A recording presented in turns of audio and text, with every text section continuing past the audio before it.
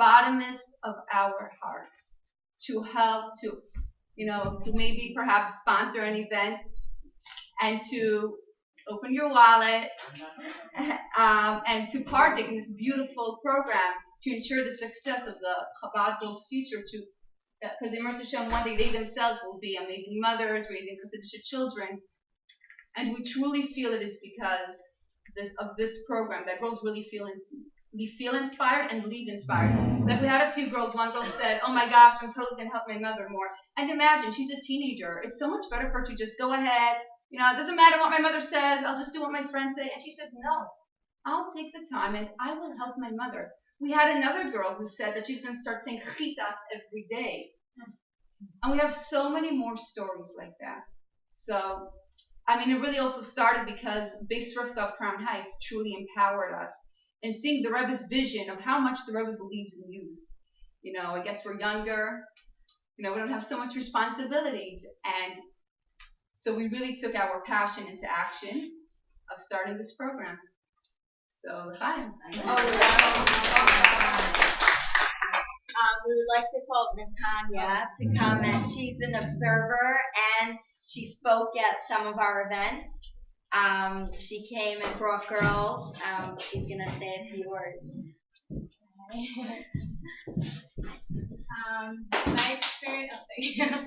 My experience with the group has been phenomenal. I noticed that these girls in Crown Heights, I think that they definitely need a place to go. They definitely need a nightlife, and they need something to cling to that's obviously Kedushadik. And I think that this is an incredible way of bringing girls together. And my personal experience was that these girls were in all different ages, so it's a diverse group of girls. They were interacting together beautifully. They were enjoying themselves, and they were having genuine fun in their Yiddishkeit.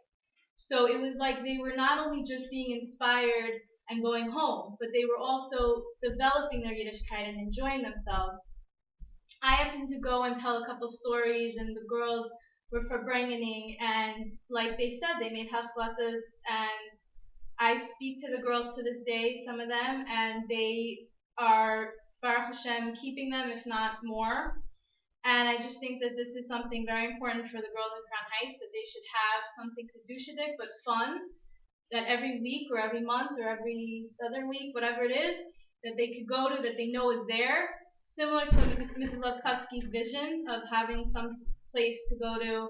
And I think that that's very important for young girls. I know every Motzei Shabbos would roll around, and I was looking for something to do. If I bring in something, and this is an incredible place, and I thought I would tell a very, very quick inspirational story. One of which I tell when I'm at the group.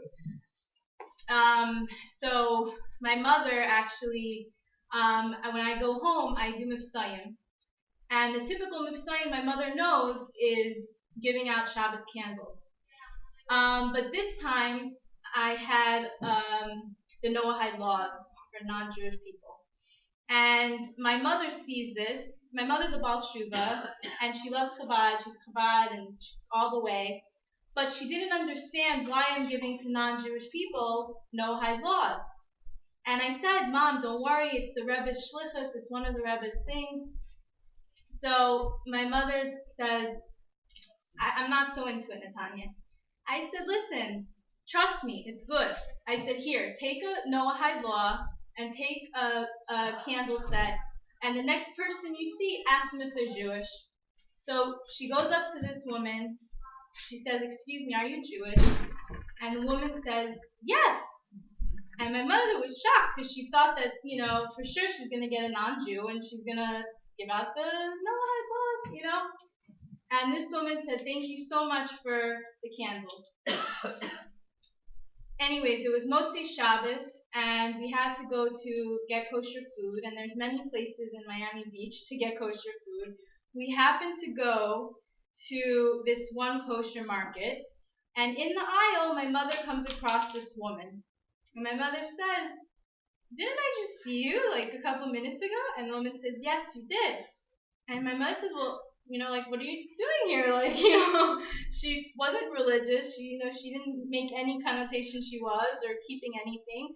And the woman said, because you looked at me and said, excuse me, are you Jewish? And you gave me Shabbos candles, I decided to buy kosher food for Shabbos.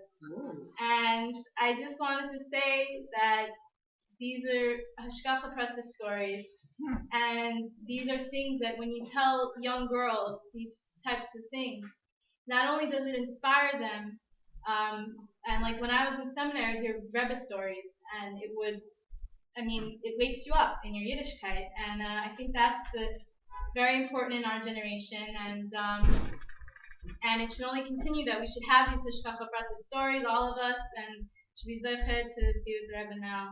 Eretz Yisrael. Another program we had, which is for girls that are a little bit older. I learned, I don't want to say, in the heights. Okay, let me just tell you quickly about In the Heights. I'm sure most of you already heard of it because a lot of you have come to it. But we're a program geared toward single young ladies post them in Crown Heights. And the idea is to have shiurim programs, fun programs, all different types of programs. And we created it in response to a need where, let's say, Shabbos afternoon, and I want to go to a share, and there isn't necessarily a share, or there is, it's not necessarily geared towards me. So we had many successful programs this past year. We started up again this year. We have a Shabbos program, we have a program. Some are shiurim, some are more fun. Let's say Simchas Beis HaSheva, we plan on having all girls Simchas Beis HaSheva in the spirit of Rabbi Tzachana. We had a show for girls on Rosh Hashanah. We're having one on Yom Kippur. So it's all different programs, all different types, and we definitely need girls to volunteer. We need ideas. We need help in all areas. So if you are interested, you can find us on Facebook, you can message us, and you can stay tuned for future programs.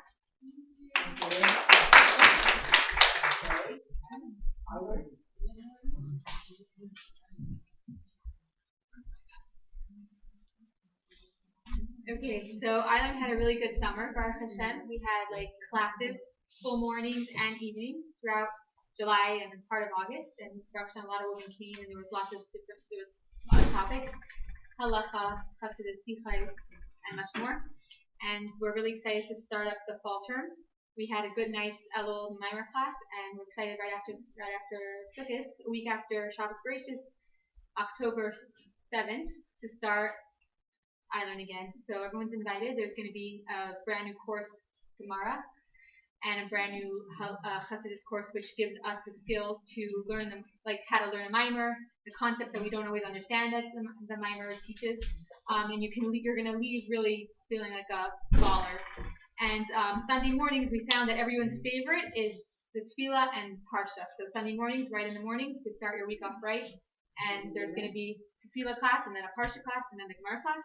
And Wednesday nights is the Chassidus class. So we would like your input to what you'd like to see in the coming months, because we're going to add courses in Eretz Hashem, and what times are best for you, and what you'd like to, how you think you can improve.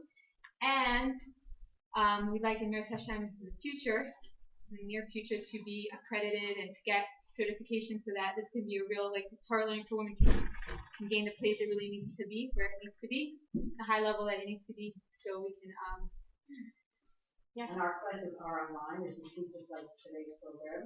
And there's a lot of people that just wait for it, and they either return it alive or they get later. They became a pro at it. Yeah. So you want to get our classes, they're all offline. On the iLearnCH.com. Okay, so this is where we're taking our learning and our program. Hopefully it will be in one place here and a state-of-the-art thing. And all the programs are going on, whether or not the building is going to get or not.